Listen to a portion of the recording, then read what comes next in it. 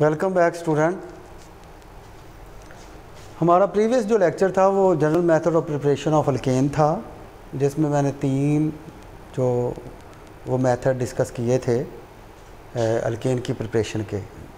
That is the hydrogenation of unsaturated hydrocarbon, और दूसरा from alkyl hide था, और तीसरा था फ्रॉम ग्रिगनारी एजेंट। नंबर 4 जो है ये general method of preparation of alkane का सेकंड लेक्चर, और total lecture number 22 D carboxylation of monocarboxylic acid. और इसमें 2 मेथड आगे इसी को sodium salt of fatty acid में डी कार्बोक्सिलेशन कैसे, और को मेथड में कैसे D carboxylation. D carboxylation the removal of carbon dioxide,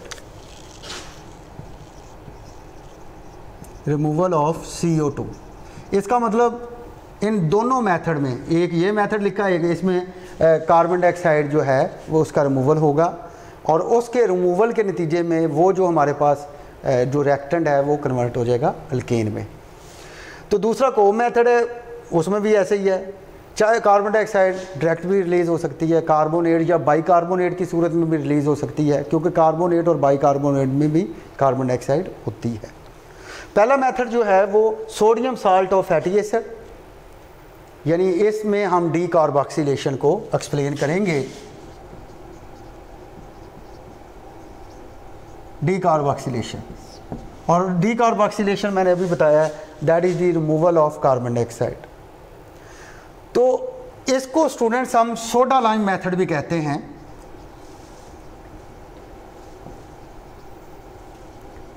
soda lime क्या है? Soda a mixture of NaOH and CaO is called soda lime. और इस प्रोसेस नंबर 1 प्रोसेस में सोडा लाइम यूज़ होता है, इसी वजह से हम इसको सोडा लाइम मेथड कहते हैं। और ये NaOH और CaO का मिक्सचर सोडा लाइम है, और जो क्या करता है उसमें कार्बन डाइऑक्साइड को रिमूव करने में मदद देता है। फॉर एग्ज़ाम्पल ये मैं sodium salt of fatty acid, ये कैसे बना? आपने ये फैटी एसिड ले लिया, ये एसिड है, ये बेस डाल दिया, तो ये बन गया RCOONA। कैसे बना? ये देखिए, ये मैं अंडरलाइन कर रहा हूँ। तो ये Na के साथ ये रिएक्ट कर गया, OH मिले, तो ये बन गया हमारे पास वाटर।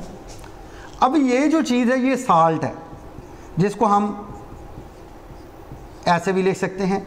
देखिए वैलेंसी सारी पूरी है, कार्बन की 4 पूरी है, ऑक्सीजन की 2 पूरी है, और इधर भी ऑक्सीजन की 2 पूरी है, और सोडियम मेटल की 1 वैलेंसी होती है, और R की भी 1 होती है। तो इसमें हम क्या करते हैं, इसमें ये मेथड है, ये तो मैंने एक इजाफी समझाया किस तरीके से वो sodium salt of fatty acid बना, कि आपने फैटी एसिड लेकर उसमें बेस डाल दिया तो वो एक साल्ट बना, that is the sodium salt of fatty acid. ये और sodium salt of fatty acid में सोडा लाइम ऐड कर दें, ये सोडा लाइम है, ये मिक्सचर पूरा। हुआ क्या कि यहाँ से बॉन्ड जो है वो ब्रेक हो गया, और इस बॉन्ड को हाइड्रोजन मिल गया, तो वो हमारे पास बन गया अल्केन। और बाकी जो बचा Na2 और ये CO2 और ये एक ऑक्सीजन, तो ये बन गया कार्बोनेट Na2CO3, और ये है कार्बन डाइऑक्साइड, इसमें सोडियम कार्बोनेट बन गया। तो इसकी एग्जांपल देनी है, R की जगह आप मिथाइल फर्ज करें, लें, ये ले लिया,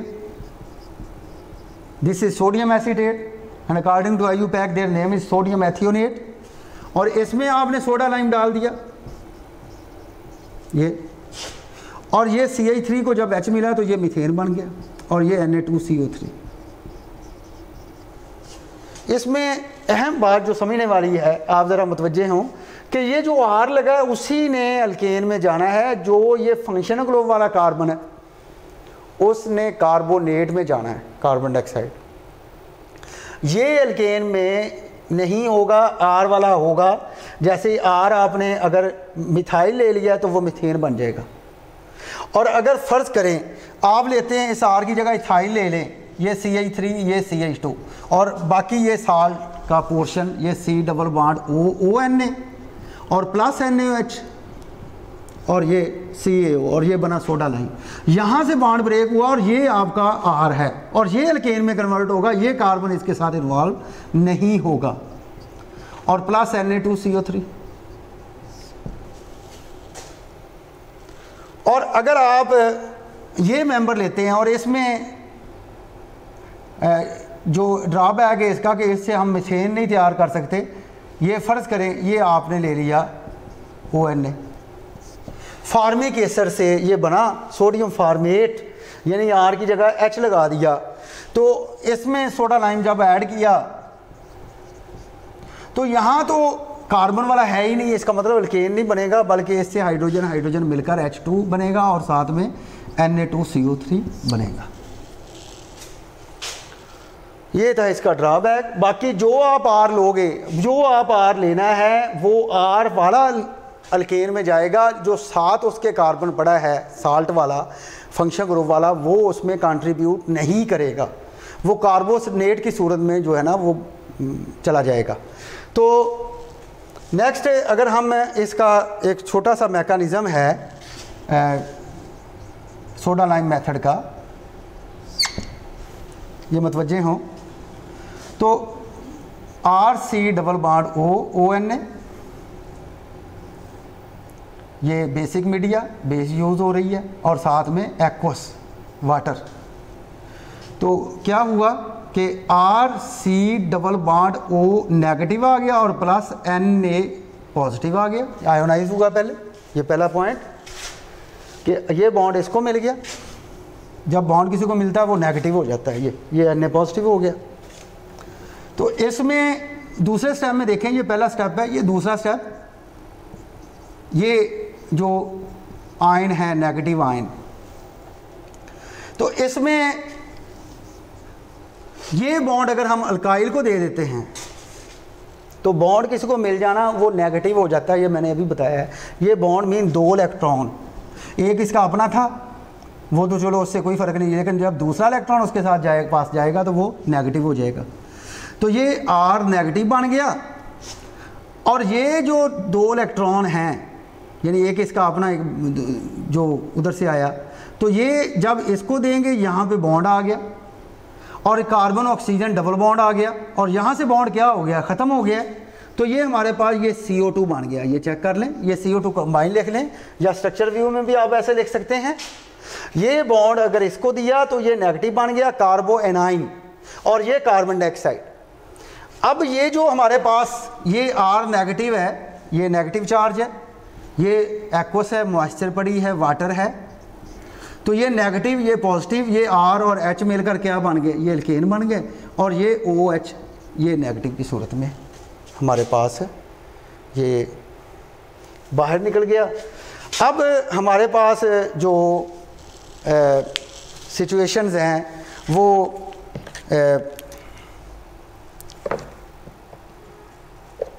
सोडियम हाइड्रोक्साइड और एक सोडियम हाइड्रोक्साइड जो है वो यहाँ यूज़ हुआ है और एक सोडियम हाइड्रोक्साइड ये बनाया, ये देखें Na पॉजिटिव OH नेगेटिव, तो ये भी NaOH है, ये देखें मैं सर्कल कर रहा हूँ, ये NaOH, ये Na पॉजिटिव, ये OH नेगेटिव और ये एक बेसिक मीडिया, ये भी NaOH है। तो NaOH और NaOH और ये कार्बन डाइऑक्साइड, बाकी ये तो एक मेन प्रोडक्ट है जो हम हासिल कर रहे हैं। तो जब ये रिएक्ट करेंगे तो हमारे पास बनेगा Na2CO3, चेक कर लें, और ये प्लस आ गया हमारे पास वाटर। तो स्टूडेंट ये था इसके तकरीबन, ये चौथा स्टेप कर ले, इसका मैकेनिज्म था। फिर रिपीट कर रहा हूँ, ये जो कार्बोक्सिलिक एसिड का साल्ट है ये बेसिक मीडिया और एक्वस मीडिया में क्या हुआ, आयोनाइज हुआ। ये नेगेटिव आयन, ये उसके पॉजिटिव आयन, ये जो नेगेटिव आयन हैं कार्बोक्सिलेट आयन, तो इसमें ज़रा समझें, ये जब नेगेटिव इसको मिला यहाँ बॉन्ड बन गया और इसका ये नेगेटिव ये बॉन्ड R पे चला गया, ये यहाँ से क्लीवेज हो गया, तो ये CO2 बन गया और ये R नेगेटिव वाटर से रिएक्ट किया, RH मीन अल्केन बन गया और OH नेगेटिव सोडियम आयन से मिला, सोडियम हाइड्रोक्साइड बन गया और एक सोडियम हाइड्रोक्साइड ये बेसिक मीडिया में, ये सोडियम हाइड्रोक्साइड 2 ले लिया और ये कार्बन डाइऑक्साइड और ये दोनों मिलकर क्या बन गया, सोडियम कार्बोनेट और साथ में क्या बन गया, वाटर बन गया। ये था हमारा पहला पॉइंट जिसको सारा प्रेजेंट किया मैंने। तो sodium salt of fatty acid that is soda lime method कि यानी ये मैंने पहले बताया फैटी एसिड लेकर उसमें बेस डालें, वो मोनोकार्बोक्सिलिक एसिड का फैटी एसिड का साल्ट बनेगा। उस फैटी एसिड के साल्ट में आप बेस फिर डाल दें in the presence of calcium oxide, तो this is called soda lime. और वो क्या करेगा, ये R और H मिल जाएंगे, एल्कीन बन गया और Na2CO3 बन गया। ये उसकी एग्जांपल है।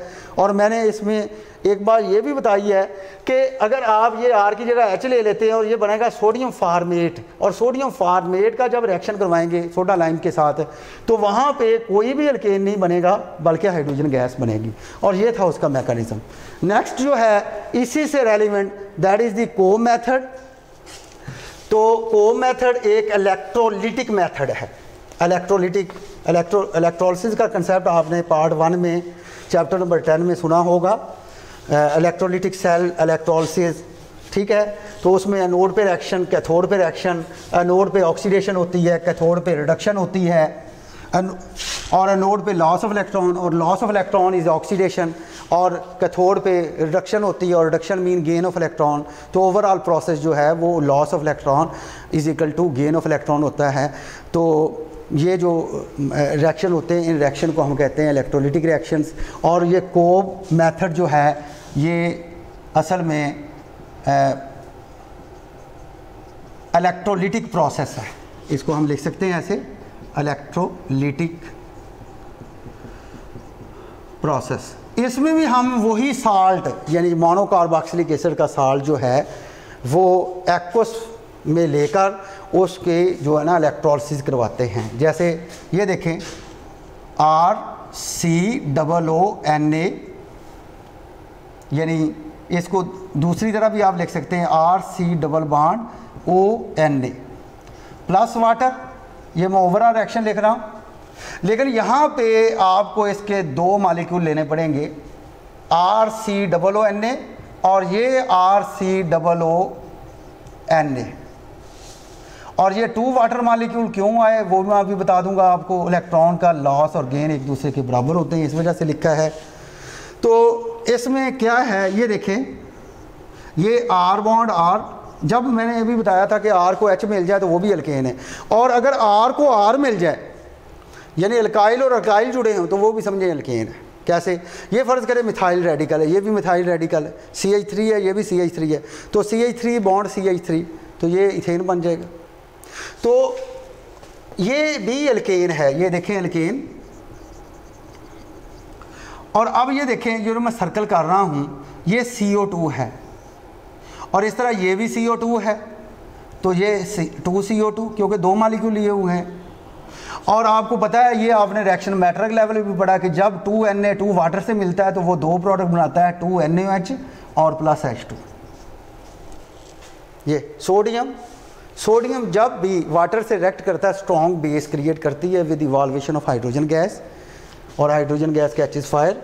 तो ये सोडियम हाइड्रोक्साइड और ये हाइड्रोजन। तो इससे पता चला कि जब भी आपने साल्ट लेकर अल्केन बनाना है तो आपने 2 मॉलिक्यूल लेने हैं और 2 मॉलिक्यूल वाटर के लेने हैं। इसका मतलब अगर आप ओवरऑल देखें तो रिएक्टेंट 2 हैं, प्रोडक्ट 4 बने हैं। चेक कर लें, ये 2 रिएक्टेंट, एक रिएक्टेंट ये है, एक रिएक्टेंट ये, और उसके नतीजे में प्रोडक्ट हमारे पास 4 बने हैं। एक मेजर प्रोडक्ट बनेगा अल्केन, अल्कीन या अल्काइन, और उसके बाद कार्बन डाइऑक्साइड, सोडियम हाइड्रोक्साइड और हाइड्रोजन। ये मैं ओवरऑल बात कर रहा हूँ, आपने अल्कीन के कोप भी पढ़ना है, अल्काइन का कोप भी पढ़ना है, उसमें भी ये चीज़ें मेंशन होंगी, उधर भी मैं इसको एक्सप्लेन कर दूँगा। तो देखें ये हमारे पास अल्केन बना, ये 2 molecule of carbon dioxide, 2 molecule of sodium hydroxide and 1 molecule of hydrogen gas. This is the balanced chemical equation, ये बैलेंस है। अब इसमें अगर हम एग्जांपल लेना चाहें तो R की जगह CH3 ले लें, सोडियम एसीटेट CH3COONA, 2 से मल्टीप्लाई कर दें या 2 बार लिख लें, फ़र्ज़ करें 2 से मल्टीप्लाई कर दें, 2H2O कोब इलेक्ट्रोलिसिस। तो 2CH3 mean CH3 bond CH3, ये CO2 कितनी बार, 2 बार, तो ये 2CO2 बाकी एज इट 2NaOH, और ये हमारे पास H2। ये देखिए 4 प्रोडक्ट बन गए हैं। R की जगह ये लगा दिया, बाकी एज इट है, आप चेक कर सकते हैं, वो सारे वही हैं। अब हम इसके अगर मैकेनिज़्म की बात करें तो स्टूडेंट मैंने पहले बताया कि इलेक्ट्रोलिटिक प्रोसेस जो है उसमें एनोडिक रिएक्शन होता है, कैथोडिक रिएक्शन होता है। तो उसमें हम चेक करते हैं एक एग्जांपल लेकर। फ़र्ज़ करें आप यही ले लें sodium acetate CH3C double bond ONA। तो इलेक्ट्रोलिसिस के बेसिकली 3 रिएक्शन होते हैं। सबसे पहले जब उसको एक्वस मीडिया में डिज़ोल्व किया जाता है तो वो आयोनाइज हो जाता है, तो that is ionization reaction. That is also called dissociation reaction, कि जिसमें पॉजिटिव और नेगेटिव आयन बनेंगे तो वो एनोड की जानब जाएंगे और कैथोड की जानब जाएंगे। तो सोडियम एसीटेट जब क्या होता है, आयोनाइज होता है, तो वो देता है acetate ion CH3C double O negative and plus this is the sodium ion, ये सोडियम आयन। और अभी हमने कहा है कि इसके 2 मॉलिक्यूल लेने पड़ेंगे, इधर भी देख लें इधर भी देख लें, क्योंकि उसके बगैर एक से ये नहीं बनता। तो इसका मतलब या तो उसको 2 से मल्टीप्लाई कर दें या एक बार और लिख लें। फ़र्ज़ करें कि मैं ये लिख रहा हूँ उसके, ये इस तरह, ये ज़्यादा जो है ना वो आप लोगों को समझ आएगी। ये CH3C double bond O negative plus Na positive. तो हमारे पास ये 2 मॉलिक्यूल, आप ये इमेजिन रखें कि 2 से मल्टीप्लाई है। एनोड पे रिएक्शन, एट एनोड आप जानते हैं oxidation takes place, and oxidation mean loss of electron, loss of electron. और एनोड पे पॉजिटिव चार्ज, ये नेगेटिव जो चार्ज है वो ये इसकी जानब जाएगा। तो देखें ज़रा, CH3C double bond O negative. अब ये हमारे पास 2 इलेक्ट्रॉन ये हैं, 2 इलेक्ट्रॉन ये हैं, मतवज्जे हों। तो इसको हम 2 से मल्टीप्लाई कर देते हैं कि ये 2 बार है, 2 से मल्टीप्लाई कर दिया। अब ये according to oxidation loss of electron, तो लॉस ऑफ इलेक्ट्रॉन में ये जो नेगेटिव है इस पे 2 इलेक्ट्रॉन है। अब फ़र्ज़ करें 1 इलेक्ट्रॉन ये लॉस हो जाता है। अब 2 से मल्टीप्लाई है ना, तो इसका मतलब, चलो एक दफ़ा मैं फिर लिख लेता हूँ ये समझाने के लिए। ये 2 इलेक्ट्रॉन, ये नेगेटिव है, 2 इलेक्ट्रॉन, 1 इलेक्ट्रॉन ये चला गया, तो 2 इलेक्ट्रॉन निकलेंगे। ये 2 इलेक्ट्रॉन जब निकल गए प्लस, तो बाकी इस पे भी एक डॉट बच गया ऑक्सीजन, इसके भी ऑक्सीजन पे डॉट बच गया, ठीक है। CH3C double bond O dot, CH3C double bond O dot. ये इसको मैं ये प्रोडक्ट, अब नेक्स्ट स्टेप में अभी एनोडिक रिएक्शन हो रहा है, दोबारा लिख रहा हूं।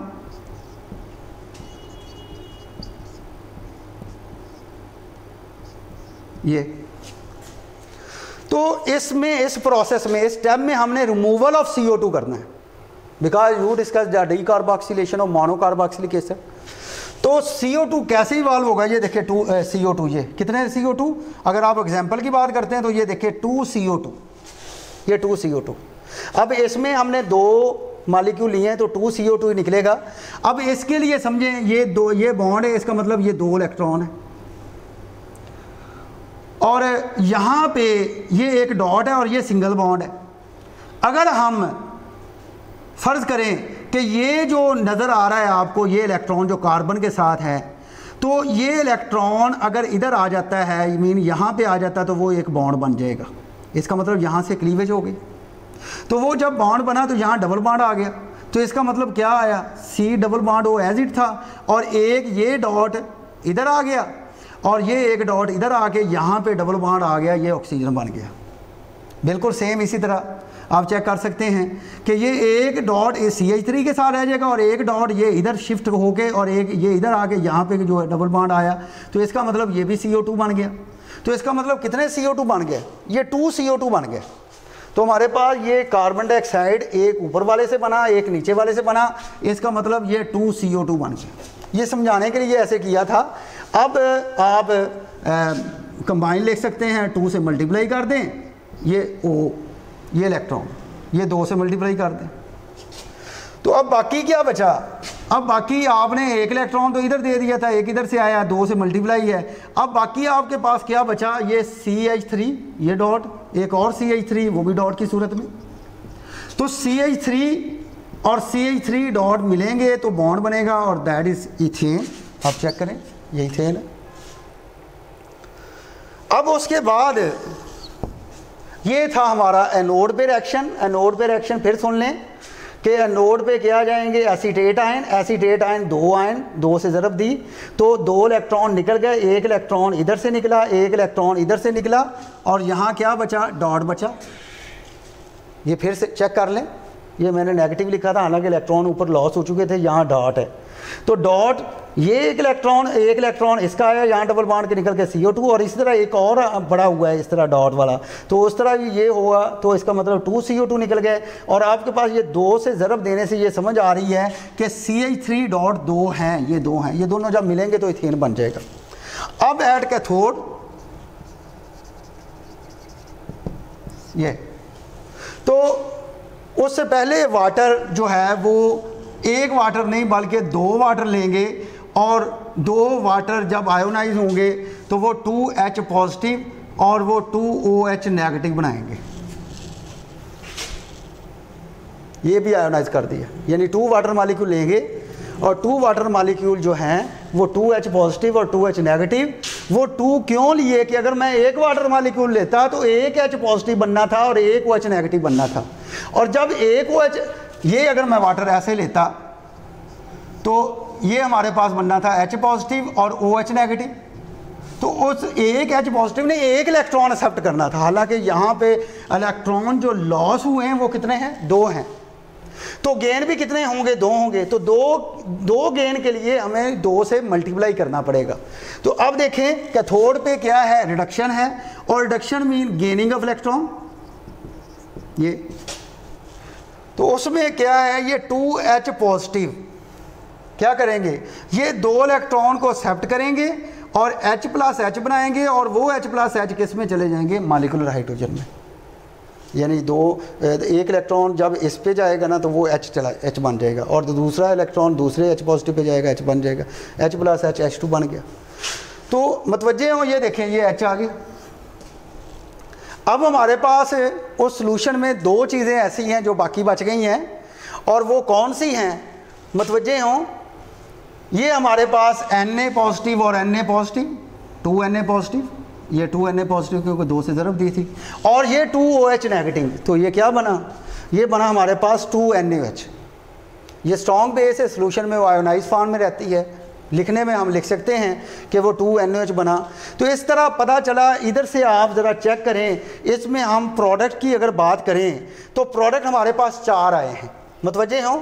इथेन, ये इथेन हमारा ये पहला प्रोडक्ट आया है।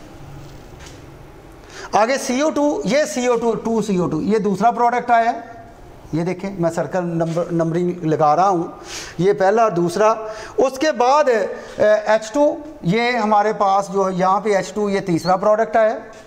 उसके बाद ये 2NaOH, यहाँ पे मैं लिख देता हूँ कि हमारे पास सॉल्यूशन में 2Na पॉजिटिव बड़े हैं और बाकी जो बचे हैं वो 2OH नेगेटिव हैं, वो 2OH नेगेटिव। तो ये मिलकर क्या बनाएंगे, ये 2NaOH बनाएंगे, और ये हमारे पास चौथा प्रोडक्ट। इसका मतलब 4 प्रोडक्ट जो हैं वो हमारे पास हासिल हो गए हैं। तो स्टूडेंट, कोव इलेक्ट्रोलिटिक मेथड जो है वो कोई भी किसी भी साल्ट को इलेक्ट्रोलाइज करें, ये जनरली मैं बता रहा हूँ, वो साल्ट कोई भी हो सकता है, वो एसिड का साल्ट, ठीक है, वो di carboxylic acid, mono carboxylic acid, वो डिपेंड करता है। उसका मैं आपको एक की भी दे दूंगा कि अल्केन बनाना है तो कौन सा साल्ट लेना है, अल्कीन बनाना है तो कौन सा लेना है, और अल्काइन बनाना है कौन सा साल्ट लेना है। तो बहरहाल अल्कीन की प्रिपरेशन में भी हम कोव इलेक्ट्रोलिटिक मेथड डिस्कस करेंगे, अल्काइन की प्रिपरेशन में भी हम कोव इलेक्ट्रोलिटिक मेथड जो है वो डिस्कस करेंगे। आज हमने अल्केन की प्रिपरेशन में कोव इलेक्ट्रोलिटिक मेथड को डिस्कस किया, और हमने लिया मोनो कार्बोक्सिलिक एसिड का साल्ट और उसकी क्या की, डी कार्बोक्सिलेशन। तो देखें ज़रा, ये डी कार्बोक्सिलेशन है जो ये इंडिकेट कर रहा है रिमूवल ऑफ कार्बन डाइऑक्साइड। और इसमें मैंने ये भी एक्सप्लेन किया जो कोव मेथड है वो इलेक्ट्रोलिटिक मेथड है। एनोडिक रिएक्शन, कैथोडिक रिएक्शन, इसका फुली कंसेप्ट आपको क्लियर होना चाहिए। एनोड जो है, एनोड पे क्या होती है, ऑक्सीडेशन होती है, मीन लॉस ऑफ इलेक्ट्रॉन होते हैं। कैथोड पे रिडक्शन होती है, मीन गेन ऑफ इलेक्ट्रॉन होते हैं। तो लॉस ऑफ इलेक्ट्रॉन जितने हुए हों उतने ही गेन ऑफ इलेक्ट्रॉन होने चाहिए, यानी ये लॉस हुए हैं तो ये गेन होने चाहिए उतने ही। तो लॉस 2 हुए हैं, गेन भी 2 हैं। तो इसी तरह मैंने वाटर को 2 से मल्टीप्लाई करके उसको बैलेंस किया है। तो स्टूडेंट इसकी भी प्रैक्टिस करें, बार बार लिखकर इसको समझ के करें, किस तरीके से ये रिएक्शन हो रहे हैं। तो ये था general method of preparation of for alkane, जिसमें एक ही मेथड मैंने एक्सप्लेन किया आपको, that is the D carboxylation of monocarboxylic acid, जिसके दो हेडिंग बने, sodium salt of fatty acid, जिसका मैंने एक और भी नाम बताया सोडा लाइम मेथड, और दूसरा जो मेथड था that is the Kolbe electrolytic method. Best of luck, Allah हाफिज़।